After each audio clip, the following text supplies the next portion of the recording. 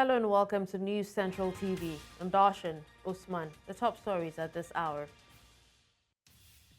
Supreme Court to deliver judgment on local government autonomy Thursday. President Tinubu seeks way out of new minimum wage issue, invites labor leaders for talks. Mali junta lifts ban on political activities suspended in April. Details shortly. The Supreme Court will deliver judgment on the suit seeking full autonomy for the 774 local governments in the country on Thursday, July 11th. The notices on the development have been sent to all the lawyers in the suit. The federal government instituted the suit against all the 36 states of the Federation, and in the suit filed by the Attorney General of the Federation, Lateef Fagbemi, the federal government is also asking for an order preventing the governors from arbitrarily dissolving democratically elected councils. The federal government also requested the Apex Court to authorize the direct transfer of funds from the Federation accounts to local governments by the Constitution. The suit was on 27 grounds. Still on judicial matters, the Community Court of Justice, ECOWAS, has ruled that the Federal Republic of Nigeria violated the human rights of Obianuju Ude and two others. The court found Nigeria in breach of Articles 1, 4, 6, 9, 10, and 11 of the African Charter on Human Rights and People's Rights, specifically on the right to life, security of person, freedom of expression, assembly and association, prohibition of torture, the duty of the state to investigate, and the right to effective remedy. The applicants, Obianuju Ude, Perpetual Kamsi, and Dabira Oluwa Adeyinka, alleged that these violations occurred during the peaceful protest at the Lekki toll gate in Lagos State on October 20 and 21, 2020. The presiding judge, Justice Koroma Sengu, who delivered the judgment, dismissed the allegation that the right to life as guaranteed under Article 4 of the ACPHR is violated. He, however, said that the federal government must pay each applicant 2 million naira as compensation for violations of their security of person, prohibition of torture and cruel, inhuman and degrading treatment, rights to freedom of expression, assembly and association, duty to investigate human rights violations, and right to effective remedy. To discuss this further, I'm being joined by legal practitioner Henry Ekine. Hello, Henry. Thank you so much for joining us at this time. All right, Henry. Yes. Could you please turn on your mic or take off your talk back? Take off your earpiece so we can hear you.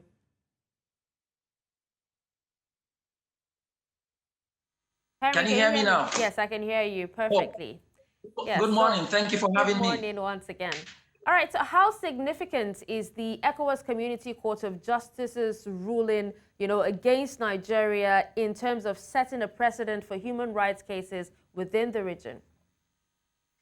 It's very significant.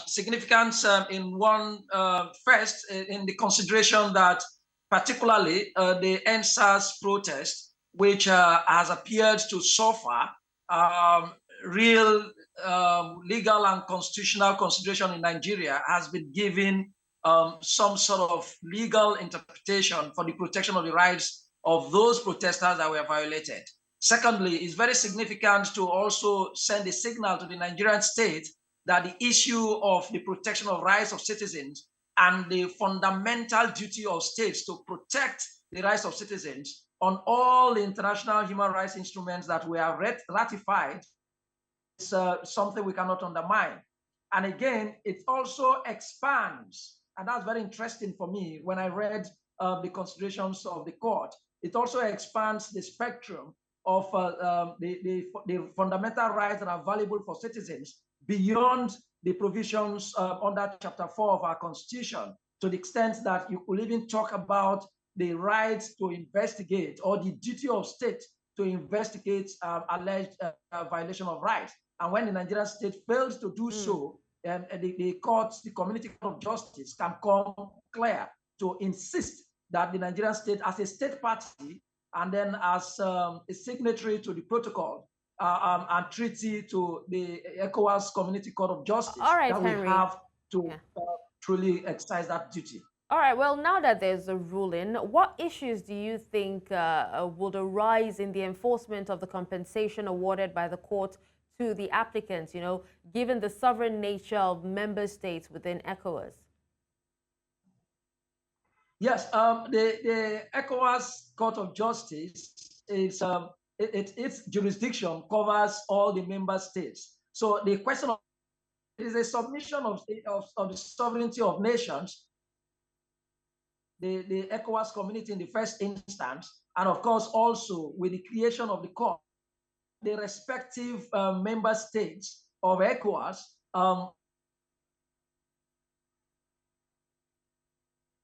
Hello, Henry. a signatory to the ECOWAS community revised treaty. And more fundamentally, the ECOWAS court has the jurisdiction to ensure the enforcement and observance of all the laws and acts of the community. So Nigeria, as a member state of ECOWAS, has a duty to respect all of those laws, including the enforcement of the African Charter on Human and People's Rights, which Nigeria has ratified. And pursuant to Section 12 of our Constitution, we have even enacted that's interesting, that Nigeria has an act for that purpose, Charter on Human and People's Rights, Ratification and Enforcement Act. So there is no excuse by Nigeria to enforce and ensure the observance of all of the articles in that particular very important human rights instrument in the African continent, and of course in the West African sub-region. All right, now still talking about the enforcement, are there legal avenues available for the Nigerian government to contest aspects of the ECOWAS court's judgment, or do you think that the Nigerian government would actually appeal to this ruling? This is very interesting. Every member state is expected to respect and bound by the decisions of the court. And with respect to appeal, I'm afraid that the jurisdiction of the Community Court of Justice could be seen as both original and appellate, and it's final. The decision is not appealable. There's no other institution that the Nigerian state can appeal this decision to. At best, you could bring an application for review or revision of the decision of the court. So it's important to understand that the ECOWAS Court of Justice has a jurisdiction that arguably could be both original and appellate and final. The decision is binding on Nigeria. Nigeria has no excuse but to enforce, and you recall, it went on to even direct Nigeria to report to the court within 6 months to show how they have enforced the provisions of the African Charter of Human and People's Rights, and particularly how they have complied with the decision of the court, particularly with respect to holding those errant state agents responsible for the violation of rights of citizens. So there is no appeal, except where Nigeria feels that there is need for review. Then you bring an application to the same court to review. Okay. But that's really an rare situation, except you'll be establishing that there's probably miscarriage of justice, or that it was obtained by fraud, or it's some very limited grounds that you could bring that kind of application. Okay. Otherwise, state parties have undertaken to be bound by those decisions. All right, well, thank you so much, Henry, for your time, for your take, and also the enlightenment. We appreciate you. Thank you for having me. About 22 judicial officers have been elevated to the Court of Appeal, increasing the current number of 88 justices. Some Nigerians say this will improve the speedy dispensation of justice, fundamental to restoring trust back to the judiciary. Marvelous Obomanu reports. With hard work and dedication comes elevation, and these judicial officers seated here have been elevated to the next level. For many of them and their family members, their joy knows no bounds. One after the other, they approached the presence of the Chief Justice of Nigeria to take their oath of office, pledging to commit themselves to promoting justice and the rule of law. Congratulations.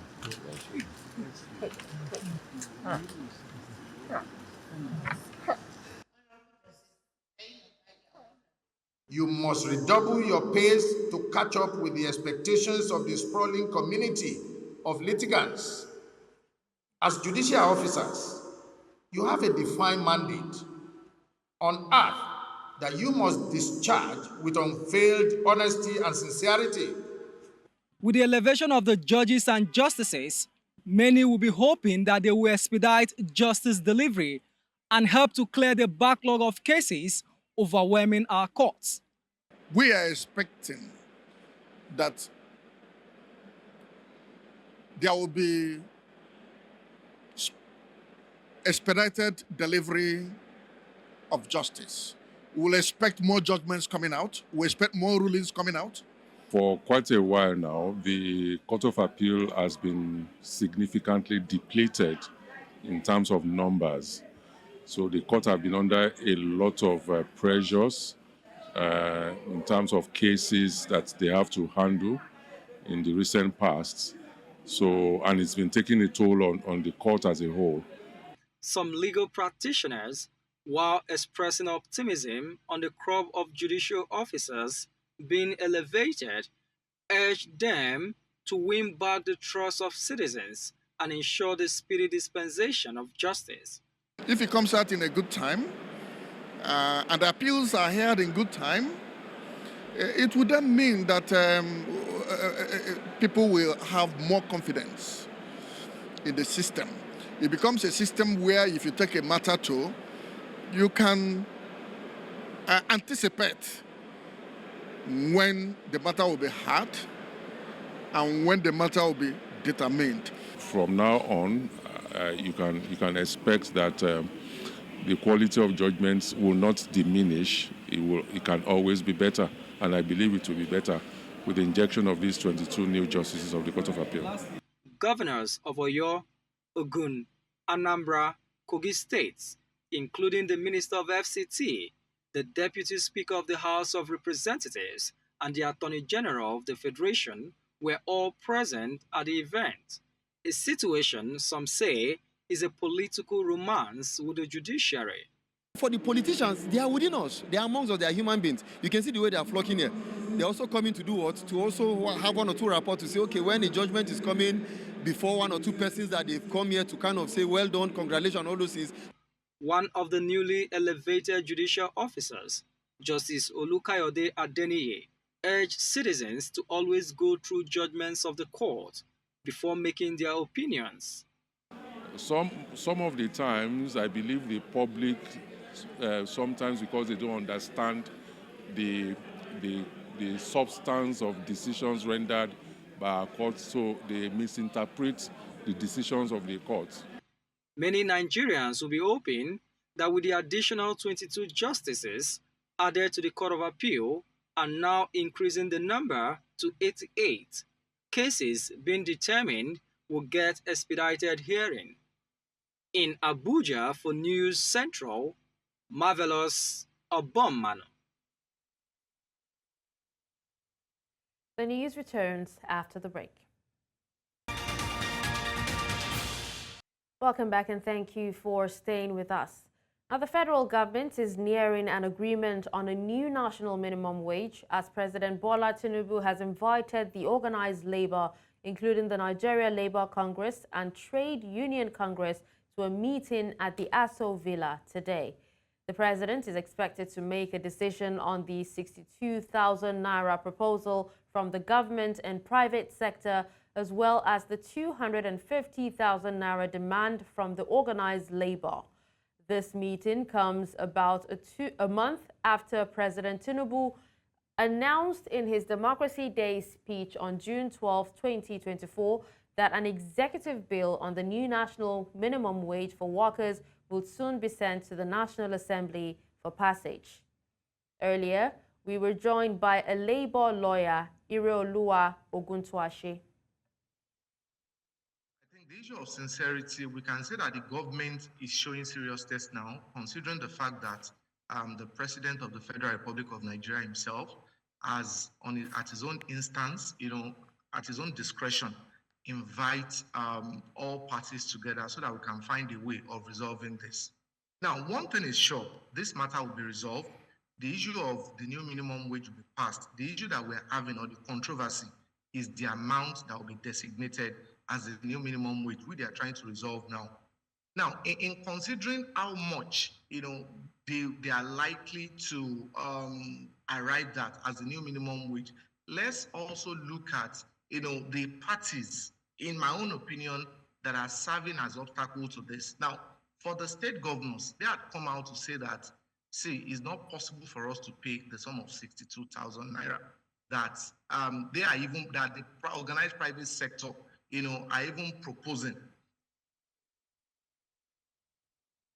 The federal government has announced several measures, including a 150-day duty-free import window for food commodities in a new move to address the increasing cost of food prices. The Minister of Agriculture and Food Security, Abubakar Kyari, who announced this in a post on his X handle on Wednesday, said the measures introduced will be implemented over the next 180 days. According to the minister, this will involve the suspension of duties, tariffs, and taxes for the importation of certain food commodities through land and sea borders. These commodities include maize, husked brown rice, wheat, and cowpeas. He also noted that the imported food commodities will be subjected to a recommended retail price. The government assures that all standards will be maintained to ensure the safety and quality of food items for consumption. To discuss more on this, we're joined by a strategy consultant, Dikbo Oyewole. Hello, Dikbo. Thank you so much for joining us this morning. Good morning. All right, now, Dikbo, do you think that the Nigerian government can ensure that the recommended retail price for imported food commodities is effectively enforced across the country? If yes, how? Well, I believe that they can, and I believe they should, because things are really getting out of hand, where exorbitant prices are due to just pure sabotage and people just trying to exploit themselves. So yes, I believe that they should fix the prices. How they would go about it, I believe that I have always maintained that the local government system is one of the most effective systems of government. How we can use them and utilize the folks in the local government to go to the market areas, to go conduct survey for the government. So in a particular local government, for example, one in Lagos, you can say Alimosho local government, you have the local government officers, if they need to have some support staff recruited for that particular purpose, maybe on a contract basis for the 180 days, have them go into the field, go find out what the prices are, come back with data. The people who are seen to be flouting it, there should be some measure of punishment for them.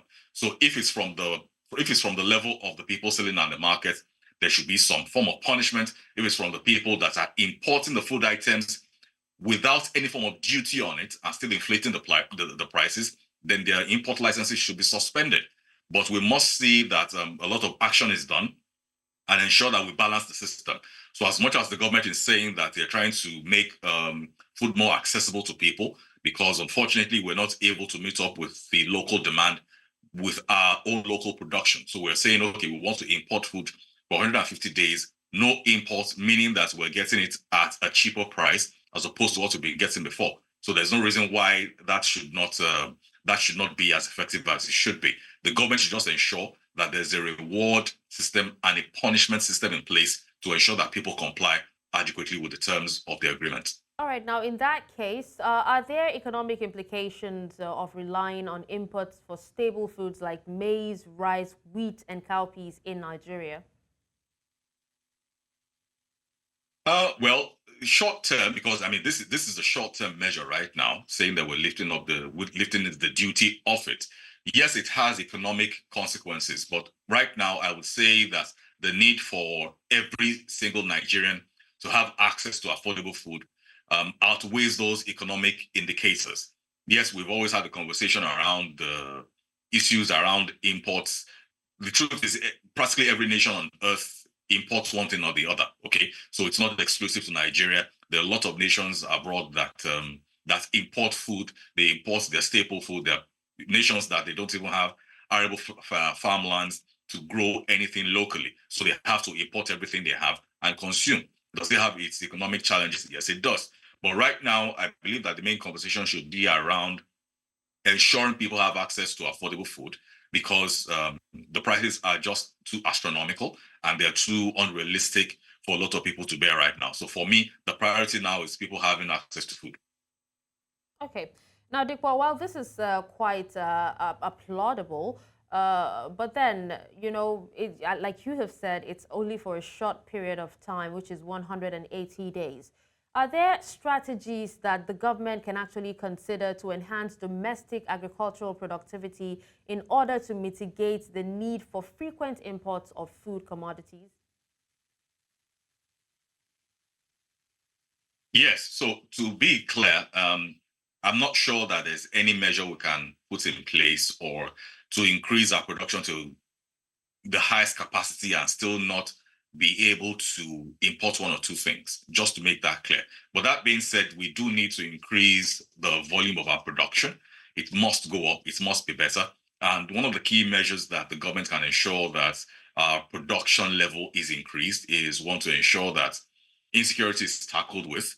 That's a fraction of one of the challenges, but albeit a very significant one. We must see that insecurity is tackled with, because a lot of people can't go to the farms right now. Like I said, it's a fraction of the problem, but it is also part of the problem.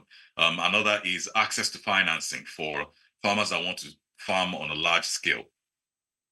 Okay. Access to seedlings, and another is access to sound infrastructure, where people need to get seedlings across the country to various parts to have access to financing and all those other issues along the entire agricultural value chain. But I believe that this is the right move on the side of the government, and it's one of the things that they're doing to ensure that a lot of Nigerians have access to food that they can afford, because this has gone on for too long and it's really not been sustainable. Well, thank you so much, Dikwa, for speaking to us on this. Thanks for having me. As Nigerian population grows, an itchy concern that grows with its population is the hike in food prices. Now, the cost of food items has caused a public outcry and reactions from economic experts. Let's take a look at this report. 5,000 last price.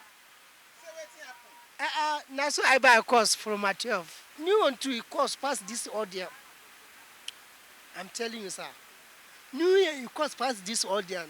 Why? For the whole Nigeria now, all Kogiam now come out. So make a look at the kind of go anywhere. You're too small, so that's too cost. Even New Year. The endless circle of what to eat daily is every man's worry, a problem sometimes associated with indecisiveness. But for most Nigerians, it is a lack of money to purchase. You can't even plan, to be honest. You can't, before we could make lists, you say, okay, for example, onions 200, tomato 300. Now you cannot do that because, yes, this price is not to this price. You can't make budgets for anything. You just buy as you see, because at the end of the day, you won't eat the money. You have to buy the food. Once or twice every month, the price of foodstuff increases. This frequent hike in food prices has affected the daily lives of ordinary Nigerians. This one is sweet. Then they sell 3,000. Watermelon, at the selling 4,000, because you don't go high too much. I go buy 100 pieces, 300,000 naira. This one is cabbage. This cabbage at the selling, I go buy bagging 50,000 naira. That Irish, 250, 250,000 for one bag for Irish potato. So everything now never come down, they up. With several changes in economic conditions, and inadequate government policies to combat the current cost of living, economists say that inflation is eating up the nation's roots. Inflation in Nigeria, as I speak with you, is 33.94%, approximately 34%.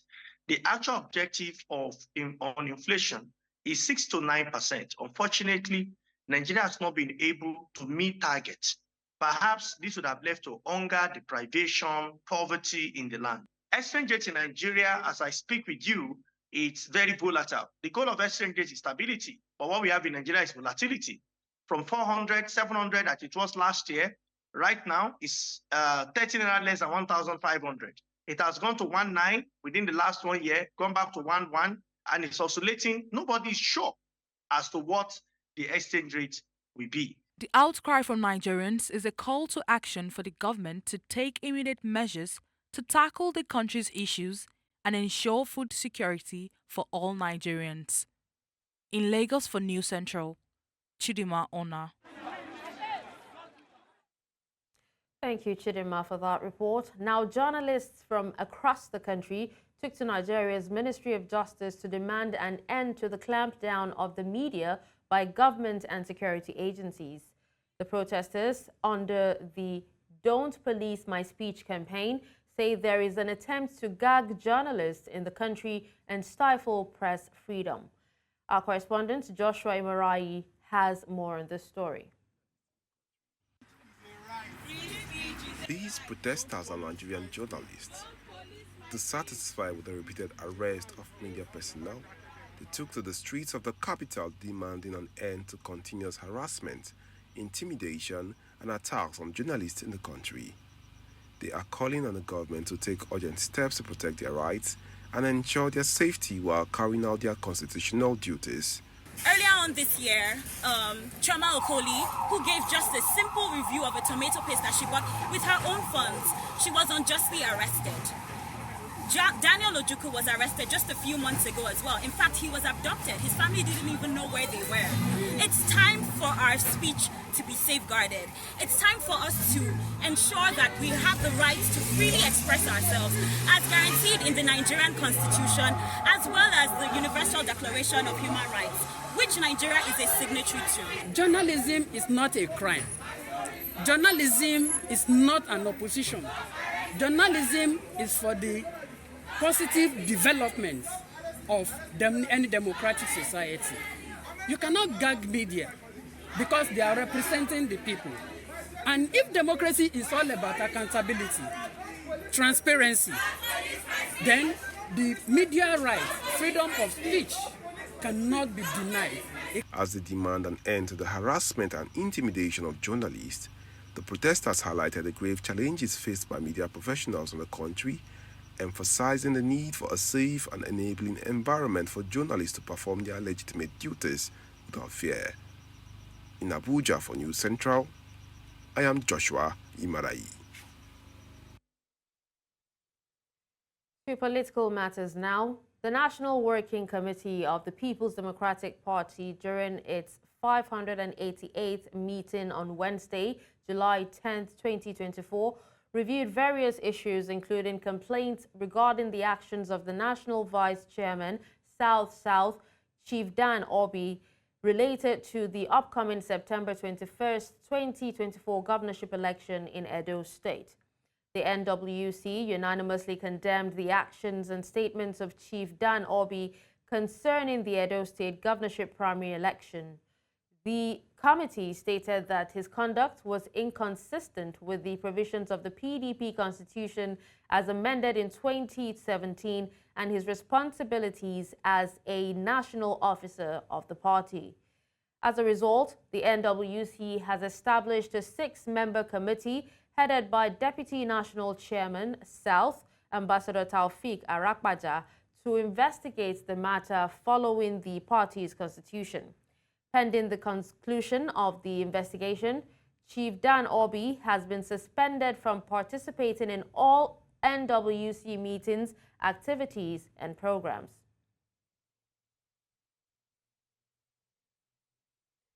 The All Progressives Congress in Edo State has accused the state government of misappropriation of funds and monumental corruption.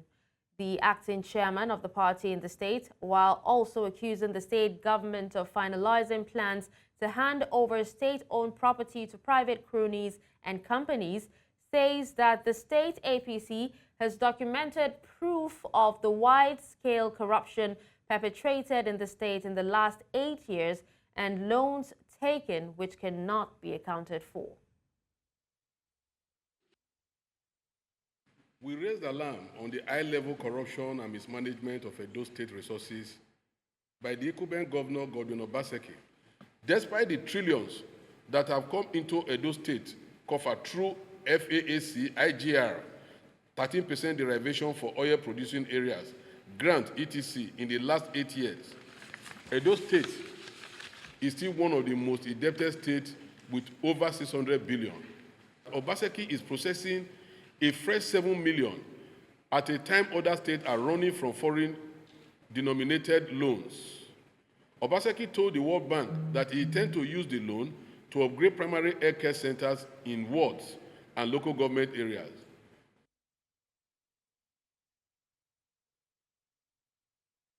Coming up after the break,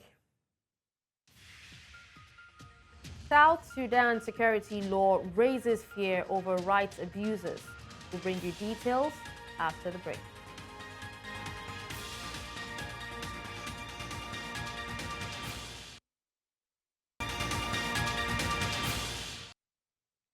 The news continues in West Africa, where Mali's junta has announced that it was reauthorizing activities of political parties and political associations which it had suspended in April. The head of the military government, Colonel Assimi Goita, had justified the suspension by citing the political parties' sterile discussions and subversion, which he said posed a danger to an ongoing national dialogue on the political future of Mali.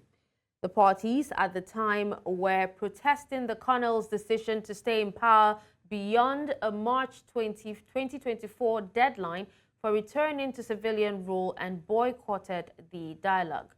At the dialogue, it was recommended that the military remain in power for 2 to 5 additional years and that the current head of the junta be allowed to run in any future presidential elections.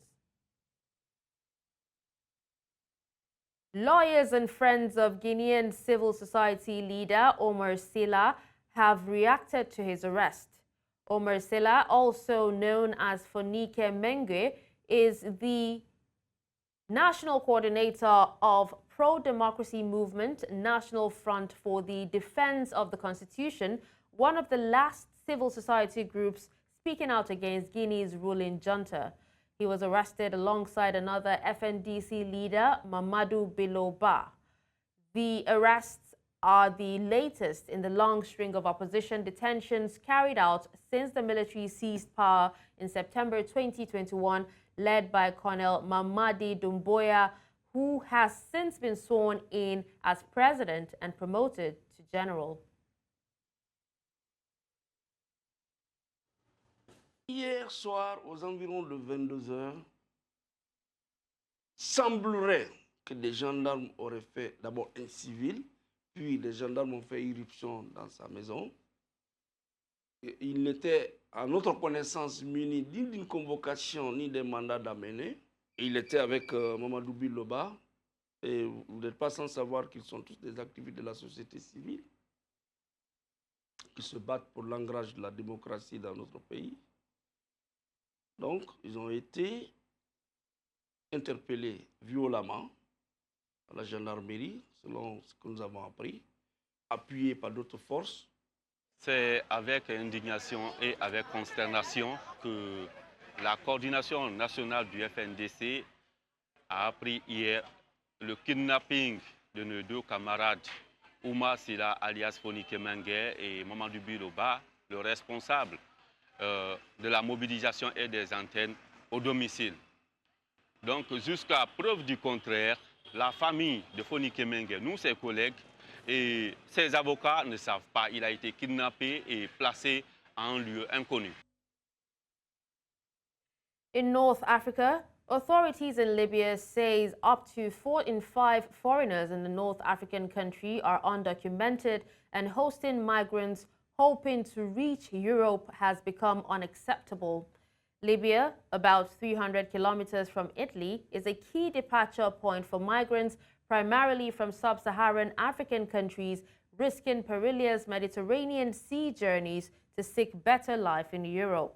But with mounting efforts by the European Union to curb irregular migration, many have found themselves stranded in Libya.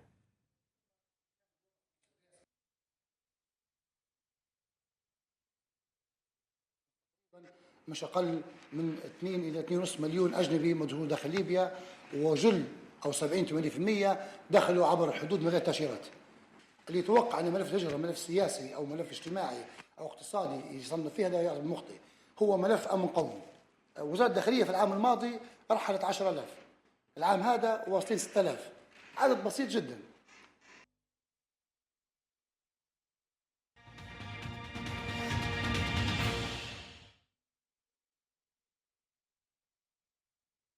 On World Wrap, Israel's army dropped thousands of leaflets over war-torn Gaza City on Wednesday, urging all residents to flee a heavy offensive through the main city of the besieged Palestinian territory. The leaflets, addressed to everyone in Gaza City, set out designated escape routes and warned that the urban area where UN humanitarian agency OCHA said up to 350,000 people were staying would remain a dangerous combat zone. The warning came as Israeli troops backed by tanks and aircraft have fought Hamas and Islamic Jihad militants in the heaviest combat that the city has seen in months amid the war raging since October 7th. The United Nations said the latest evacuations will only fuel mass suffering for Palestinian families, many of whom have been displaced many times.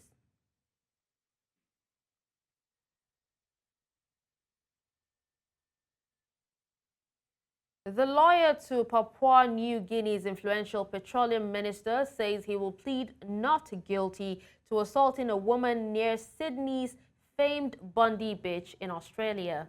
Defense lawyer Margaret Cunin, one of Australia's best-known barristers, told a Sydney local court on Thursday. Jimmy Maladina, a crucial player in international negotiations over the country's natural resources, was charged with assaulting a 31-year-old woman.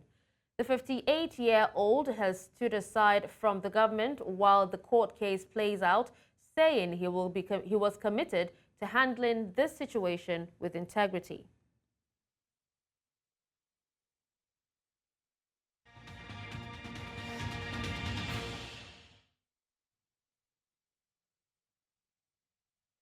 In the world of sports, Rivers State Governor Siminalayi Fubara has rewarded Rivers Angels with a sum of 25 million naira for their victory in the Women's President's Federation Cup finals.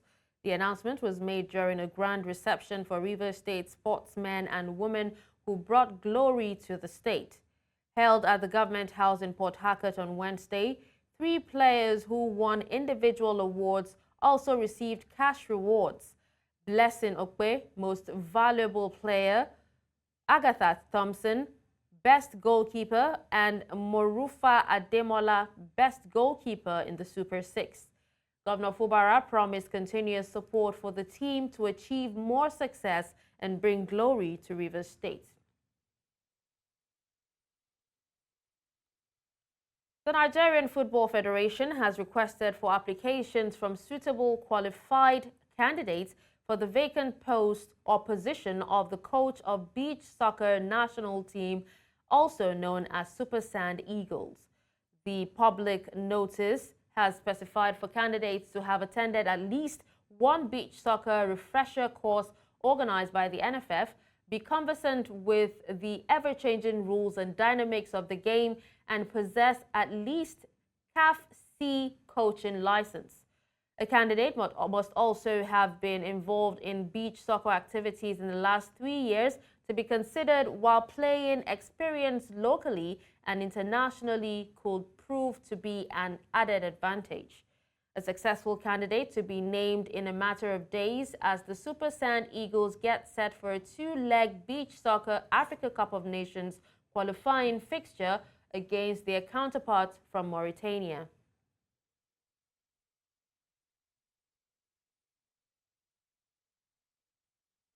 England will face Spain in the Euro 2024 final in Berlin on Sunday after a last-minute strike from substitute Ollie Watkins sealed victory over the Netherlands. Gareth Southgate's side looked to be going into extra time for the third successive game after Harry Kane's contentious first-half penalty equalised a thunderous early strike from Xavi Simons until Watkins struck. England were facing another extra 30 minutes until a superb late strike on the turn from Watkins on for Kane sent England into their second successive European Championship final on a dramatic night in Dortmund. England fans who had gathered to watch the Euro 2024 semi-final at a London venue celebrated making it through to the final.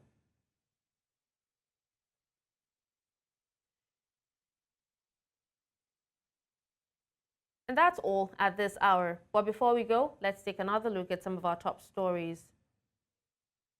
You heard that Supreme Court to deliver judgment on local government autonomy Thursday.